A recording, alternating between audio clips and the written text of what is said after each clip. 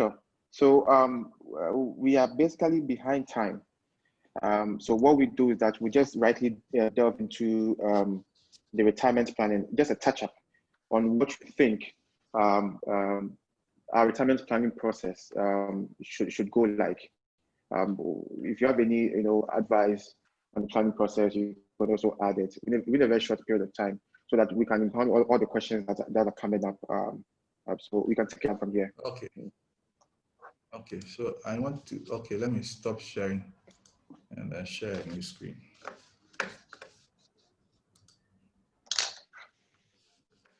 So what I want to do is to just open a financial planning model and take you through, and then as we go, I'll bring out some points and then we'll discuss.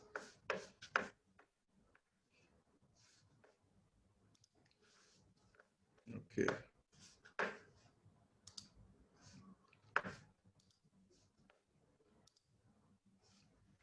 Okay. Is the screen visible? Yeah. Okay, cool. Okay. Now, so retirement planning. Now, a lot of people, when you talk to young people, 30-year-olds, and you start talking to them about retirement planning, they don't even want to hear. But the best time to think about your retirement planning is when you are young. Because if you start when you are young, planning for your retirement becomes very easy. Okay, it becomes very easy. So I'm going to put some figures in this model, and then we would use that to have the discussion. So let's say you are 30 years now. You are 30 years. And then you want to retire at age 60. Let's use the standard retirement age. And your life expectancy is 80 years. Now, when you're doing retirement planning in Ghana, you can't use the actual figures. If you use actual figures, they'll tell you that your life expectancy is 64 years because it is influenced by the high mortality rates, infant mortality rates we have in Ghana. So usually what you do is that you would do a subjective analysis based on life expectancy within your family and come out with a certain figure. Okay, so let's say that figure is 80 years. Okay, and then long-term interest rate after retirement. Now, when you get to, or when you are getting close to your retirement age, your investment portfolio will be significantly different from how it looks when you are 30 years old. Because getting close to retirement age, you cannot take risk. So the portfolio is moved from high risk to low risk investment. And because of that, the rate of return will also fall. So let's say your long-term interest rate after retirement is 16%. You are basically buying government paper and earning 16%. And then long-term expected inflation is 12%. Now, inflation is important in financial planning because if you don't account for it, then you will not be able to maintain the lifestyle. Because as inflation goes up, then your CD can buy less and less goods. Okay, so the next thing in this model is monthly withdrawal at retirement, but we're saying in current day value. Now, usually when you ask people how much money would you want in a month when you retire, they'll mention some huge figure thinking they've mentioned something big. But if you look at that figure in current day value, you may realize that it will not do what they want. So rather, what we do is to ask you, assuming you are retired today, how much money do you think you would need? And then you use the inflation rate to project it to a certain future value. So let's say, because you are young here, so let's say that figure is 4,000 cedis a month. Because our retirement, you are not paying school fees and all that. Okay. So every year, we would increase that 4,000 cedis to reflect the inflation rate. So every year, we increase the 4,000 cedis by 12%. Okay. Now, So how much lump sum? So down here, we are dealing with the investment bit. How much lump sum can you commit towards the investment today? So let's say it is zero. You don't have any money at all. Everything is going to come from your monthly salary. And then annual interest rate, average interest rate or average return on investment that they are going to earn on this portfolio. Let's say 20%.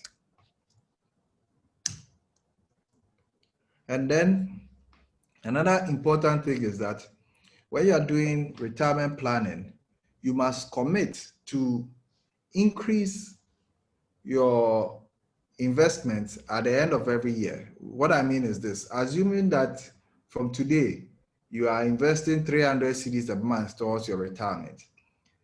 Now, if you don't factor in a certain increase of that 300 cedis every month, every year, sorry, what's going to happen is that 10 years down the line, that 300 cedis will be so small.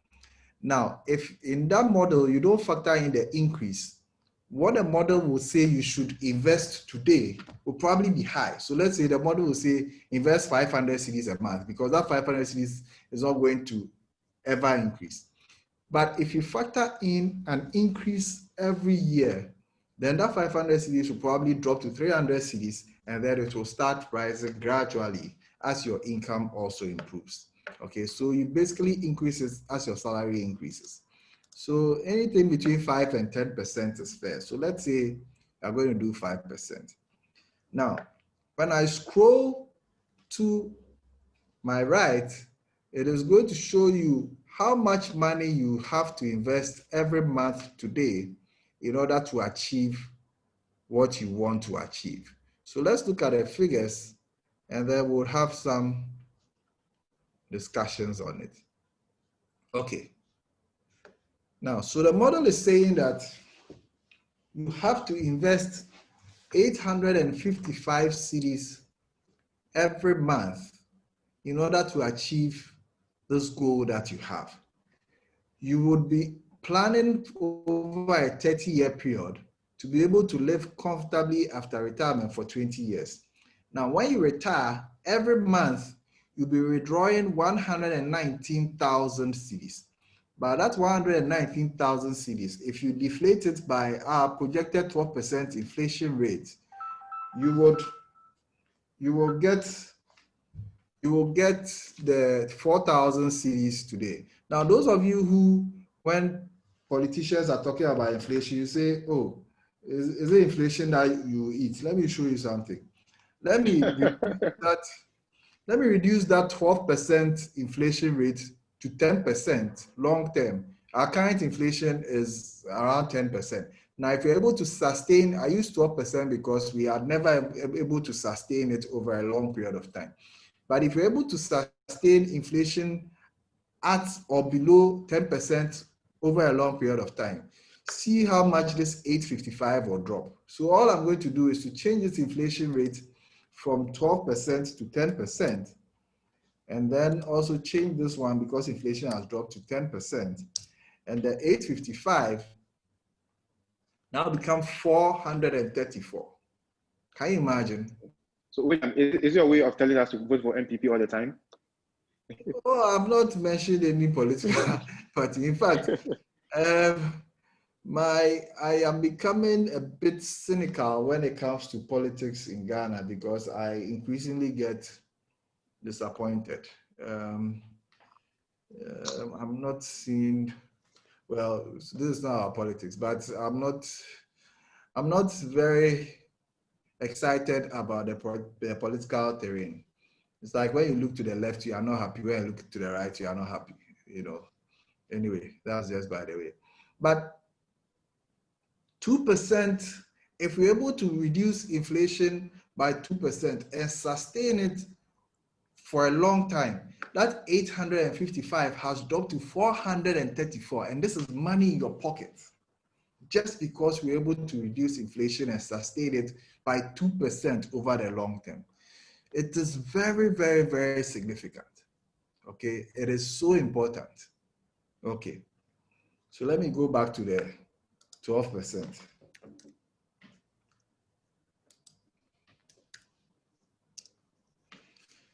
Okay. Now, by the time you retire, your retirement fund will have 17 million cedis in it. 17 million cedis in it. Now, this is the shocking bit. Look down here. Now, assume that you say, oh, I'm only 30 years. Let me enjoy life. Oh, what is retirement planning? Forget about retirement planning. I'll start thinking about my retirement when I'm 40 years. Give me the next 10 years to enjoy.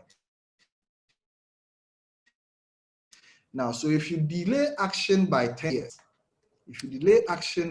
years, then in order to achieve the same thing that you have set out to achieve, you would have to invest 5,581 every month to achieve that which you've set out to achieve. If you delay action for 10 years, that is the impact that is going to have on you. Okay, so for those of you who say, oh, I'm young, let's know what is it about retirement? I mean, let me enjoy life now. The earlier you start planning towards your retirement, the easier it will be for you. The easier it will be for you. I sit on a board with a certain man. He went to Yale with Ken Oforiatta. He was a year or two behind Ken Oforiatta in Yale. Now, because of their Yale connection, they had this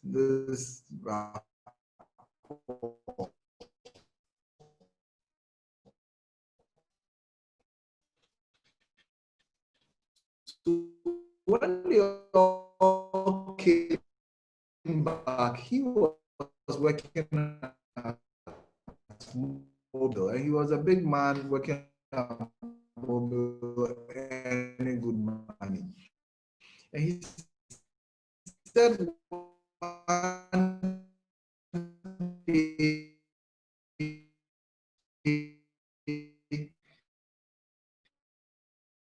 that for the children, and he says now when he's paying school fees, it's like pulling hair from his nose, you know. But if he had done it and had done it consistently, and he was in a position to do it consistently, he would not have been facing the challenge that he's facing today. Now, so the earlier you start planning for your retirement, the better. So all of you have to think about this very seriously. So we've looked at the effect of inflation. I also want to draw your attention to something. Now, when we talk about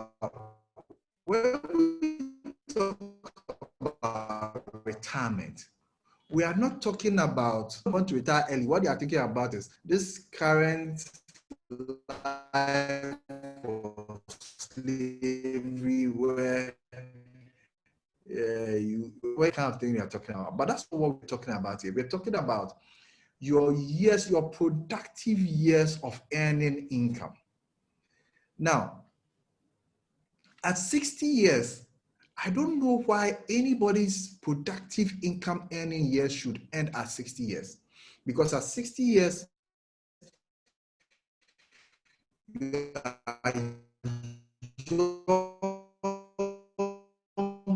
are strong,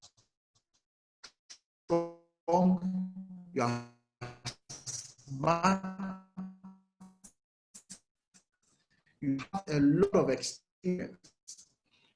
Okay. Now, so people, what you have to do is this. You have to start thinking about, I mean, as for the song age, you have to start asking yourself, what is it that I enjoy doing? What is it that even if I don't have to earn money doing it, I will do it and have in it all the time?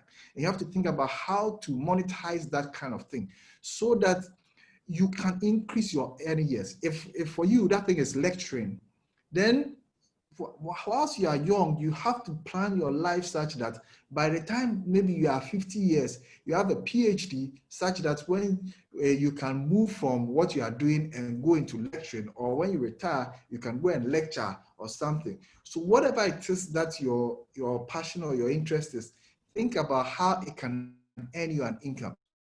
If you like baking, how do you create an income stream from that baking activity or whatever? Because if you improve your earning years, it's going to significantly impact on retirement planning. Assume that you are able to increase your earning years or get a certain professional degree, a law degree, valuer, or something that accountancy, something that you can continue to practice beyond 60. Because if you are able to increase your earning years, so let's say by 5 years, if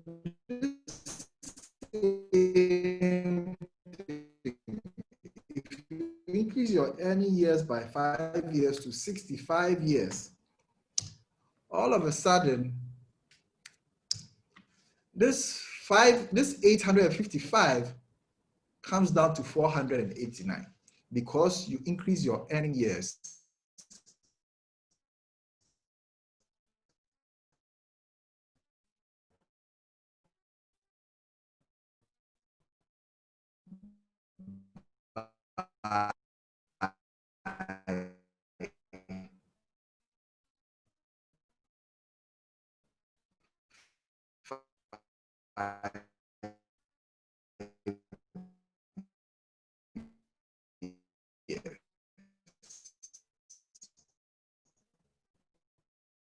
by starting from a certain lump sum. So assume that you're able to start with a lump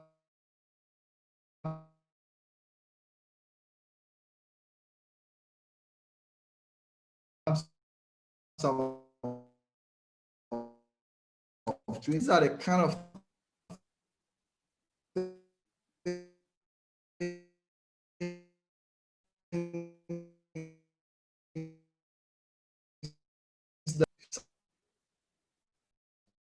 to buy things you don't need, to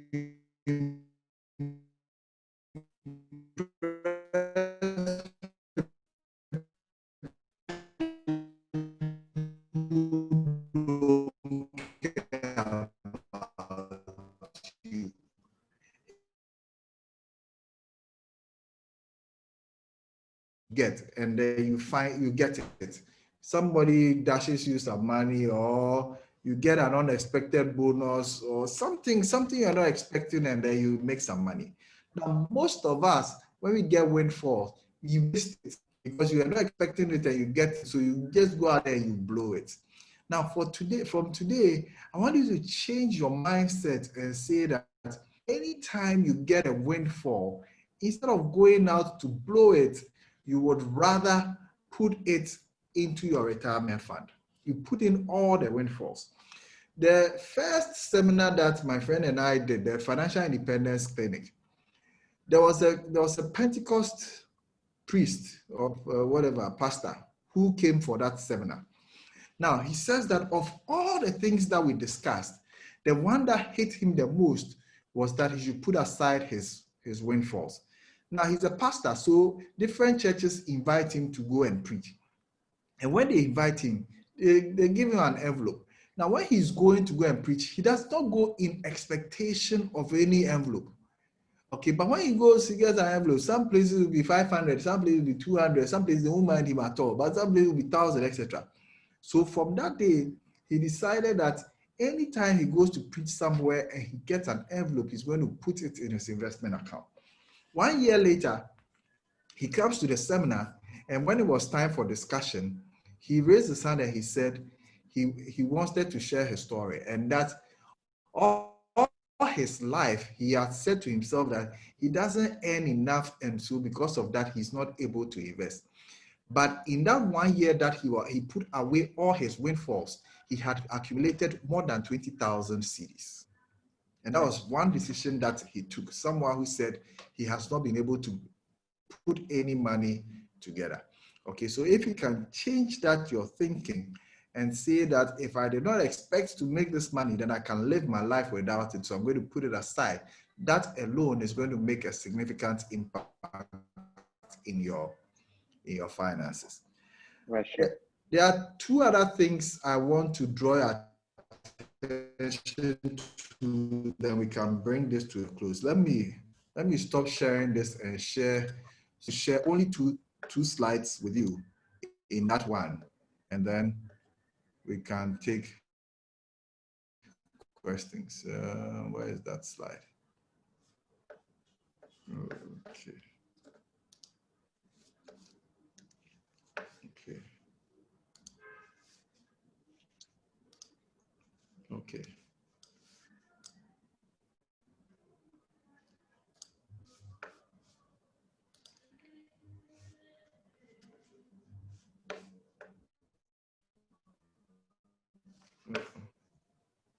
What am I showing now? What do you see?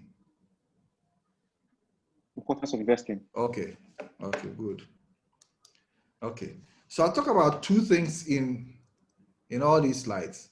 Okay. Now the first one is good insurance versus bad insurance. Now, a lot of times when I go and do talks, people ask me about what about insurance? There are a lot of people who are using insurance to replace investments. Now, I want to show you something that will change how you see insurance products. Now, insurance is good as long as you are using insurance for that which it was designed to do, which is to mitigate risk. If you are facing a certain risk, you use insurance to mitigate the risk. Insurance is not supposed to replace investment. Okay, so good insurance products are ones that covers a certain risk that you are facing. Bad insurance products are the ones that are designed to look like investments. Now, what I did was that I went to the website of an insurance company, and I took two different products. So these are real products for an insurance company, and I analyzed them. One good product, one bad product. Now, this is what I call good insurance. Now, this is targeted as someone who is between the age of 26 and 30. Now, so someone who is between 26 and 30 is now starting life, probably just got married or has a little kid. Now, you have now started, you have a stable job, you now started putting aside money to invest. Okay. Now, the risk that you face here is that what if something happens to you? What if you get a permanent disability? Or what if you lose your life? It can happen. It's a risk. It's a small risk, but it is not a zero risk. Okay. Now, this product says that for a premium of 80 cedis a month, in the event that you suffer death or permanent disability, your heirs will be paid 100,000 cedis, and this covers you for a 10-year period. Now, the product also says that in the event that after the 10 years, you do not make any claim, which means you neither die nor get permanently disabled, all the premiums that you have paid over the 10 years will be returned to you with a 5% simple interest rate. Yeah. Okay. So in 10 years, you'd have paid a total premium of 99,654. That's the total premium you would have paid. Okay.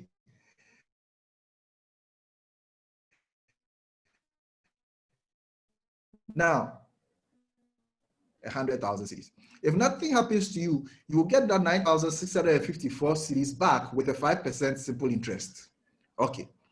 Now, if you don't do this insurance and you invest this 80 cedis every month and you get a return of 20% per annum, after 10 years, that 80%, that 80 cedis a month at 20% per annum will give you a value of 30,000 cedis.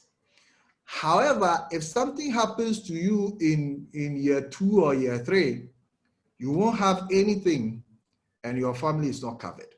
Okay, so this to me, for a young person who is facing a real risk, to me is a good product because the amount of money you are paying every month is so small, it's 80 cedis. So you can pay the 80 cedis and still invest.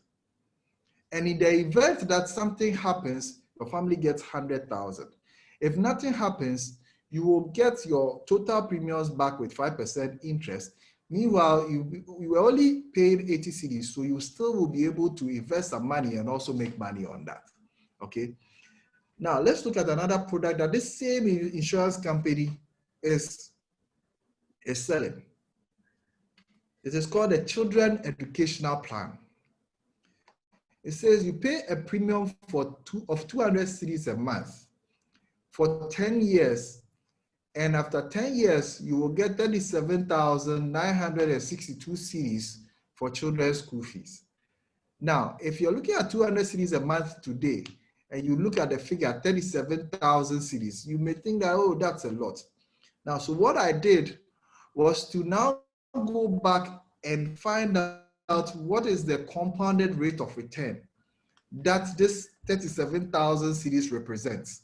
So at what rate would you compound 200 cedis every month to be able to get 37,000 cedis? And when I did it, the rate works out to 8.6%. So effectively, what the insurance company is promising you is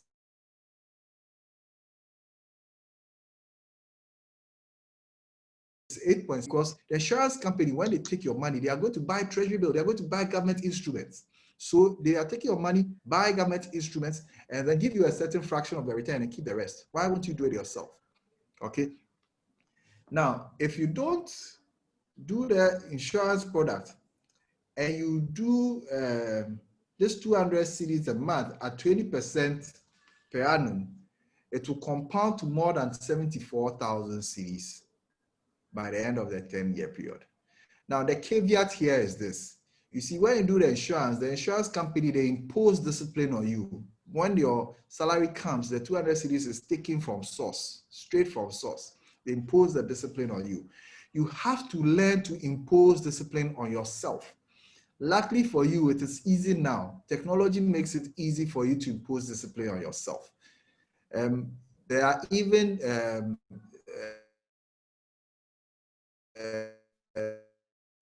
investment planning order on your Momo, not even on your bank account. On your Momo has a product like that. It's called My Own Pension. You go on Momo and then you sign up, and then every week or every month or every day, depending on what you want, it takes a certain amount of money. So you impose a discipline on yourself. If not, you have to set up a standing order with your bank so that that discipline is imposed. Okay, so there are too many people who have joined bad insurance schemes and they have paid for so long. By the time they realize it's a bad scheme, they have already paid for 6 out of the 10 years. So you can't go forward, you can't go backwards. Okay, so don't enter into that error. Okay. The next slide that I want to show you is this one. CD versus dollar. Some of you worship the dollar. When you get dollars, you don't want to touch it. You worship the dollar. Now, so what I did was to do a 5-year rolling period where I looked at depreciation in the currency. You know, when you buy dollar and you keep the dollar, all you are doing is to protect yourself against the depreciation in the currency. But you are foregoing the return that you can make if you invest the money. So what I did was to look at the depreciation of the currency over a 5-year period and compare that to the lowest risk investment you can do, which is to buy treasury bill, and compare the return. Now, when I did the analysis, there was only one 5-year period that the depreciation of the currency was higher than the return on treasury bill. Okay, there was only one 5-year period that the cedi depreciated higher than the return that you made on treasury bill. Now, so if you are thinking long term, buying and keeping dollars is never a good idea. Okay, that's true. If it is short term, speculating short term about depreciation of the currency, yes, you may make a return, but long term, buying and keeping dollars under your pillow is never a good idea. You are going to lose money on your dollars. Okay, so that is the last thing that I want to draw your attention to, and then we'll use the rest of the time to take questions. Okay, all right, sure. Thank you so much. What I will add over the period I was listed. So, I mean, obviously, you know, this is what we do. Health cost over a period, whilst you're on retirement, is also a very big chunk of your retirement spend. So people need to adequately plan for their health cost ahead of time, because it's one of the problems that most pensioners actually see. Because at that point in time, your health risk goes up, and you're not making money, and so it becomes an issue for most pensioners and people in retirement. The next one is the child, what's it called, family planning or child planning issues that we've seen. Most of them know, you realize that you have someone going on retirement,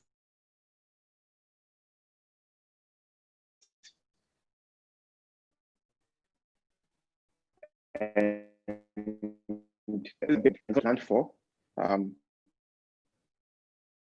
And so I feel like we should try to advise people that these are things that you actually have to look out for over the period, because once you're 60, you're not in a salary, and probably your first, second, third year or in, retirement funds are going to be paying you what you need in a sense. You need to actually put in that caution that you have a child who would basically be entering the university by the time you retire. So you take care of that cost as much. Thank you so much, William. We have some questions popping up. But we don't have all the time. That's the whole issue. We don't have all the time. So I'm trying to see through the questions. But one of the questions that have come up so far, let's go back to the what's it called, the Ghana Stock Exchange, the stock market. A quick one. Someone wants to know the tax on capital gains, which is one, and two, which is actually a question that because we as a company we also invest in the US market a lot. I think it's very good to actually answer this. Investing in the US markets and then in Ghana, because of the current economic climate, what do you think should be the way forward for most investors if they have their way about it? What do you think is the right way to go? These two questions.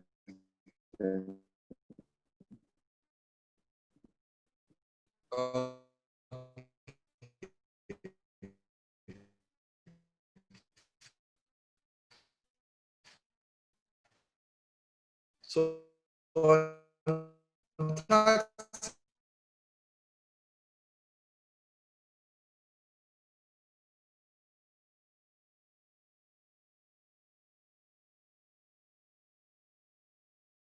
to buy shares in Amazon. I want to buy shares in Tesla. I want to buy shares in Berkshire Hathaway, etc. Go and buy shares in a fund that is tracking the S&P 500. So basically, you are buying into a fund that basically means that you are buying small shares. So if it is $1,000 that you are investing in that fund, that $1,000 gives you a share in the top 500 companies in the US. So basically you are spreading your risk very widely. And so all you are doing is that you are investing in the future of the US economy.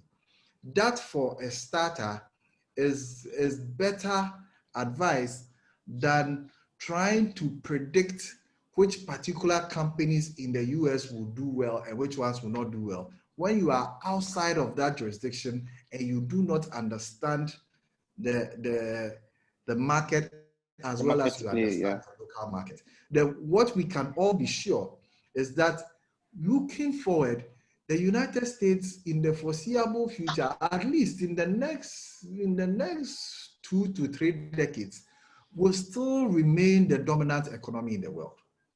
Okay, China is doing very well, but China's political system they will not be able to sustain growth and become an economic superpower and remain like that in an environment where people are not free to make choices and things like that. Okay, so yes, they will continue doing well, but it is unlikely that in the next 2 to 3 decades they are going to overtake US and become the dominant economy in the world. Because you see, irrespective of the inroads that China is making, the US is still the country that is attracting the most brilliant brains from all over the world. If you like, do a little search, your own secondary school that you went to, look year group after year group. The topmost guys in that school, where are they now? You find them in America. And it's not just Ghana. It's the same in Nigeria, the same in South Africa, the same in Asia, the same in South America. Now, so if the country is attracting the best brains from all over the world, innovation is going to continue to grow over there. So if you buy into an index fund, basically you are betting on the US economy to continue being the dominant economy in the world. And I don't think you will get it wrong. You will have periods where, I mean, as we speak now, the US markets have gone pretty high. The Dow Jones hit 30,000 somewhere last week. For the first time. Yeah, it hit 30,000 for the very first time in history. Now it's gone back down to just under 30,000. Okay, but ideally, if you were going in at a time following some kind of depression, some time when the market has gone down, it would have been better. But betting on the US government the US economy long term is still a good bet. Okay, so I don't have exposure in the US market, but I've already started building my account in the US. I was supposed to have gone there earlier this year and COVID stopped it. But one of the reasons I was going was to set up an account there and start getting some exposure. And I'm doing it mainly for my children's college fund. Okay, so it's a good thing to do. Nice. Yeah. Nice. All right. We have a lot of questions coming in, but it's 7, literally 30 minutes beyond the time. So would bring it to a close here.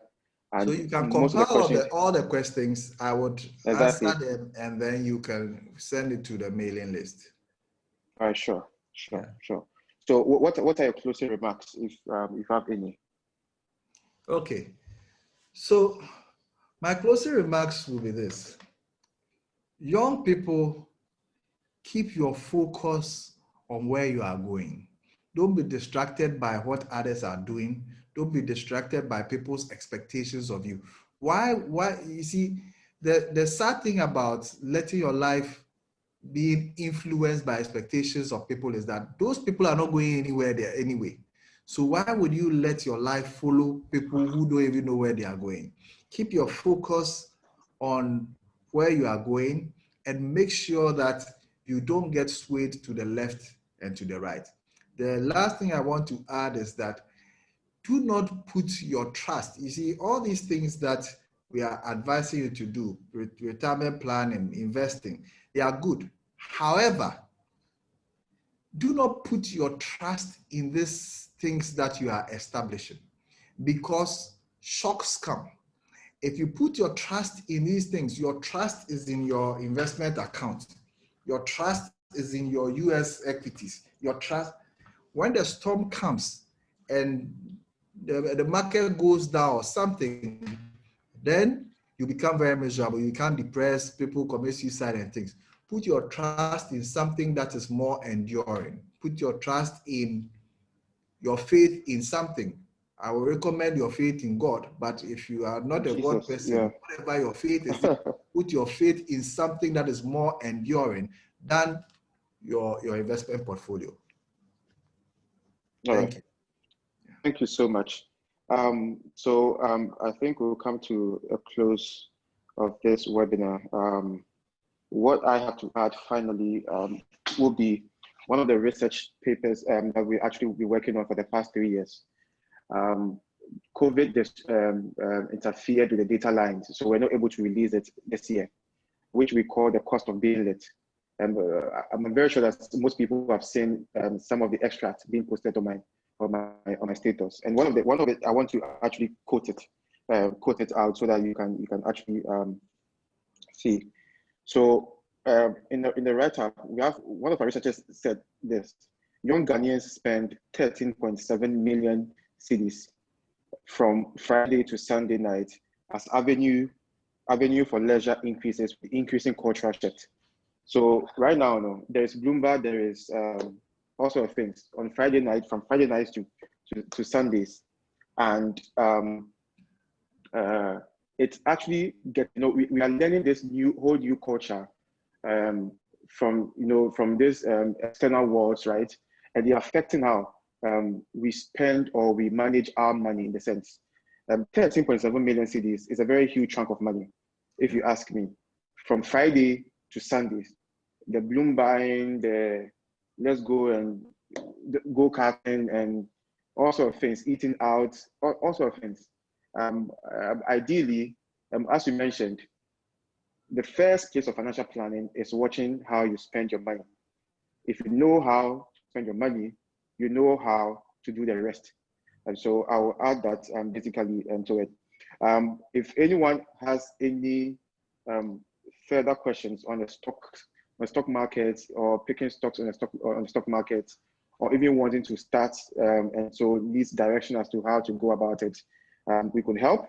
We could also point you to SEC or any stock brokerage firm that we believe will serve your need. A retailing section, I suppose. So if you have any further question on the stock market, we'll be able to deliver on that. Financial planning is basically putting all these things that we've actually been talking about over the period through the main session, which is, are you prepared? And then this one, like these are core tenets of financial planning, but it goes beyond that. And I think that if people would want to start this whole process again, it really will help over the period. People who actually plan their finances or go through the financial planning processes actually have a very high rate of satisfaction and peace, because you've been able to plan your way out of distraction. And I'll put it that way. So I will encourage everyone to start writing financial plans, and then also actually just learn a thing or two. Go on the internet, read something. There are various resources. If you can email us, we can send you a chunk of them, and we believe that it will help your process of gaining total control over your finances as well. There are so many things that we would have to discuss if we would talk about finances, because there are various areas of how to look at things. Even plotting strategies for financial planning comes in so many ways, depending on the person's risk appetite, life expectancies, and all sorts of things like that. I would always be available for people who need help. And also, we could also share William's email, so that you could also ask questions or gain what's it called, the required support as you need, in a sense. You could always also text us or call us on our numbers on the RSVP also. Until then, we would see you.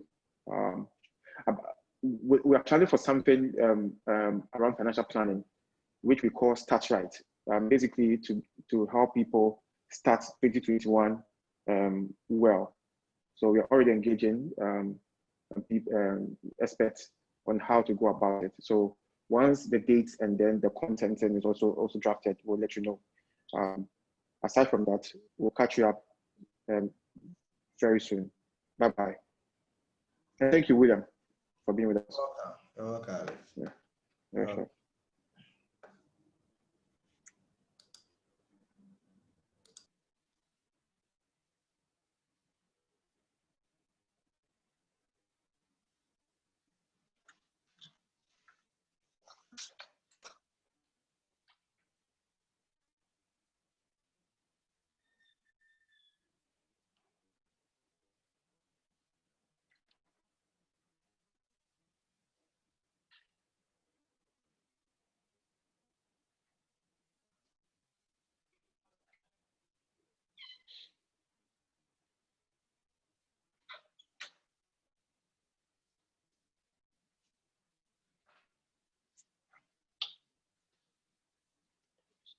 Yeah.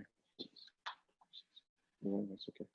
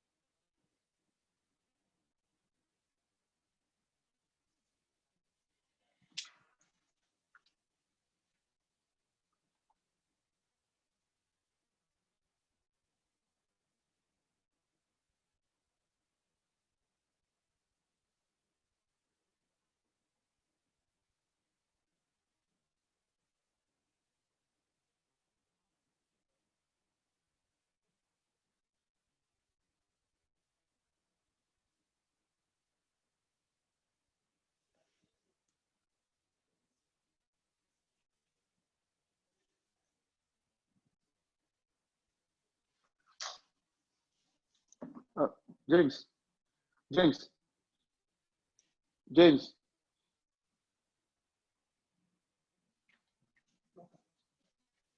I think I have to do it there. Or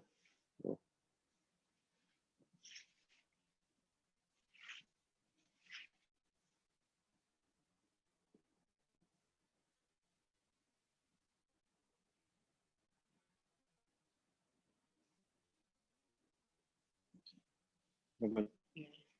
So what the internet was bad. That's the point. Yes, the internet was bad at the point. So what did you do? What did he do? So I'm not so sure of the recording that part. Which part? It picked the voice. I don't know, the voice was pretty amazing. But then when it came to a point when On the screen, the video was black. it was black. So when I was sharing my screen, the people could see. Mhm. That's what I wanted. People could see, people could hear. Mhm. But me, So when we're sending this, we'll add the what's it called? The PDFs to it. the- Williams PDFs. okay. We'll add it to it. Okay. But the audio is the most important thing. Did we get the audio? I think it captured 80% or 90% of the audio. Okay. So there was a point in time where I don't know what you saw. It was black, so I could hear